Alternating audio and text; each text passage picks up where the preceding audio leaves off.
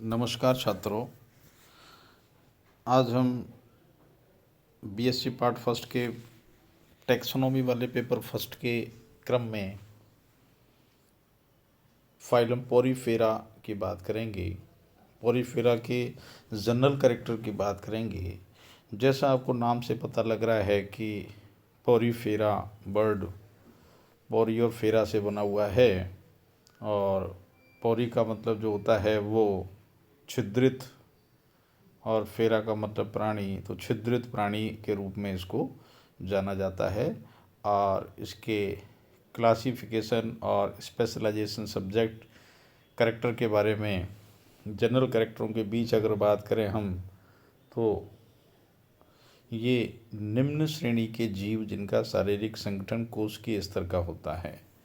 ये निम्न श्रेणी के जीव में शामिल किया जाता है जिनकी जो बॉडी का जो ऑर्गेनाइजेशन है, शारीरिक संगठन जिसको कहते हैं अपन, क्योंकि शारीरिक संगठनों के आधार पर ही ग्रेजुअली क्रमशः जीवों को सरल से जटिल में बांटा गया है। तो उस हिसाब से इसको अगर देखा जाए तो शारीरिक संगठन कोशिकीय स्तर का होता है। दूसरा पॉइंट अगर लें हम, तो जलीय प्राणी अधिकांश समुद्री वासी होते हैं। मैराइन एनिमल्स के रूप में ये जाने जाते हैं। मैराइन एनिमल होते हैं, यानी कि ज़्यादातर ये समुद्री वासी प्राणी कहलाते हैं। जलीय प्राणी जो होते हैं, अगर वो जल में रहने वाले हैं तो समुद्री वासी होंगे, ना कि स्वच्छ जल वाले होंगे। एकल या निवही, एकल या निवही का मतलब होता है सॉलिसिटरी या कॉलोनियल के रूप में ये रहते हैं। एकल या निवही रूप में सभी स्थानबद्ध होते हैं, या तो सिंगल रहेंगे या फिर कॉलोनी के रूप में रहेंगे, तो भी ये क्या क्या होगा, स्थानबद्ध होंगे, एक स्थान पर निवास करने वाले होंगे। शरीर की जो शेप है, आकृति है, वो एक डिफरेंट टाइप की होती है। इसमें फूलदान के रूप में मान लो बेलनाकार होती है, नलिकाकार होती है, गद्दीनुमा होती है, या बहुत ज़्यादा शाखान्वित होती है। तो अलग अलग प्रकार की ये आकृतियाँ इनमें पाई जाती हैं। इनमें जंतु अरीय सममित होते हैं। अरीय सममित रेडियली सिमेट्रिकल होते हैं, अन्यथा कोई सममिति नहीं होती। रेडियल सिमेट्रिकल होंगे, और नहीं तो फिर इसमें कोई भी सिमेट्री नहीं होगी। तो ये इनका विशेष रूप से अपन कह सकते हैं कि रेडियली सिमेट्रिकल जंतु होते हैं। शरीर भित्ति बाहर की पिनेकोडर्म और अंदर की ओर कोइनोडर्म होती है, यानी इसका विशेष नाम है। बॉडी का जो लेयर है बाहर की ओर अपन देखें तो पिनेकोडर्म है, और अंदर की ओर इनमें कोइनोडर्म होती है। और दोनों के बीच यूनिसेलुलर जिलेटिन मीसेनकाइम होती है। दोनों के बीच में अगर बात करें तो मीसेनकाइम का लेयर इसमें पाया जाता है। बाकी नेक्स्ट की बात करें तो शरीर की कोशिकाएं ढीली और व्यवस्थित होती हैं, लूज होती हैं। थोड़ी सी कोशिकाएं जो होती हैं वो आपस में लूज तरीके से अरेंज होती हैं, और निश्चित परतों का अभाव होता है, अर्थात वास्तविक द्विस्तरीय नहीं होते।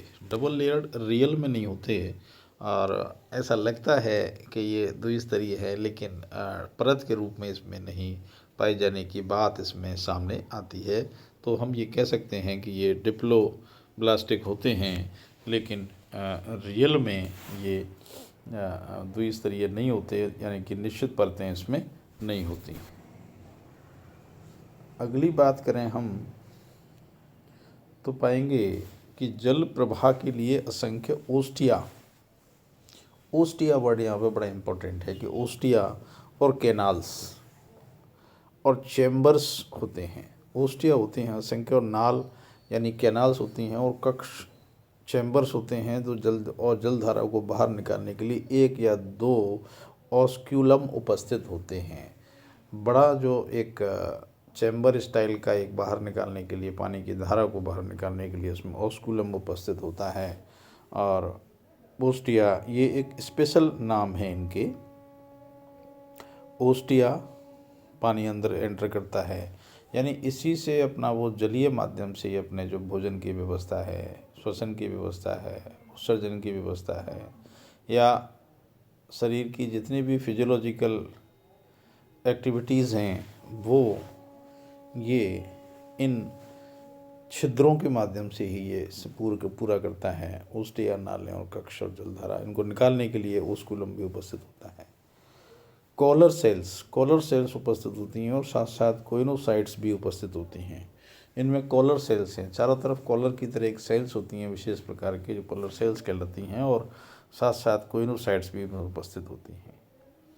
पोषण क्रिया अंतःकोशिकीय होती है, यानी इनमें जो पोषण होगा वो कैसा होगा, बाह्य कोश के नहीं होकर के अंतःकोशिकीय पोषण होता है, यानी कि अंदर से ये ग्रहण करते हैं।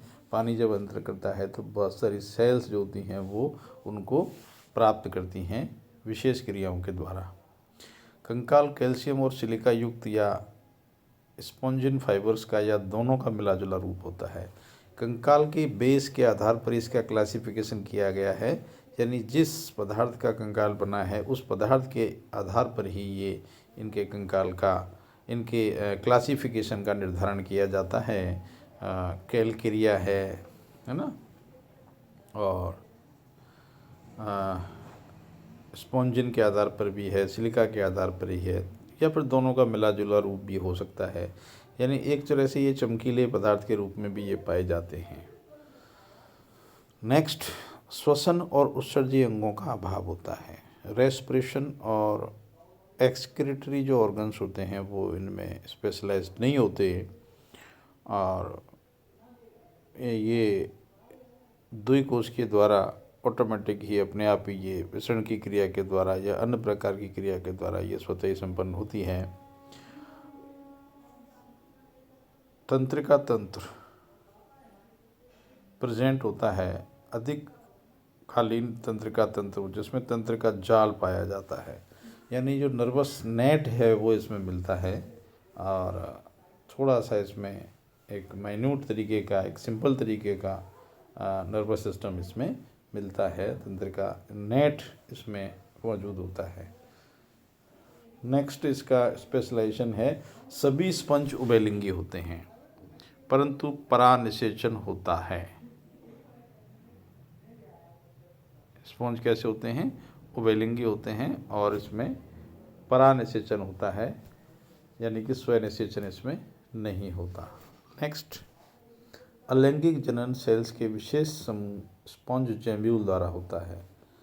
अगर हम इसकी बात करें, इनका जो जनन क्रिया है, अलैंगिक जनन है, एसेक्सुअल रिप्रोडक्शन की बात करें तो स्पॉन्ज जैम्ब्यूल के द्वारा इनका जनन जो होता है वो अलैंगिक जनन होता है।